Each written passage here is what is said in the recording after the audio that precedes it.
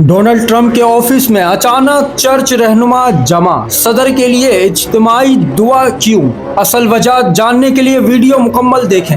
नाजरीन, आलमी सियासत के बीच एक गैर मामूली मंजर इस वक्त देखने को मिला जब व्हाइट हाउस में अमेरिकी सदर डोनाल्ड ट्रंप के लिए खुसूसी दुआ का एहतमाम किया गया।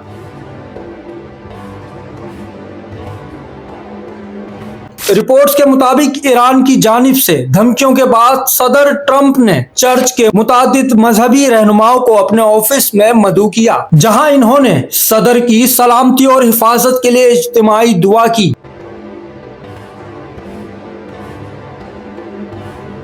इस मौके पर चर्च रहनुमाओं ने ट्रंप के गिर्द खड़े होकर हाथ रखकर दुआ की, जिसकी वीडियो अब सोशल मीडिया पर तेजी से वायरल हो रही है और दुनिया भर में इस पर मुख्तलिफ रद्द अमल सामने आ रहे हैं। क्या ये दुआ बढ़ती हुई कशीदगी के तनाजर में की गई और इस वीडियो के पीछे असल कहानी क्या है? इस बारे में कमेंट सेक्शन में अपनी राय भी शामिल कीजिए।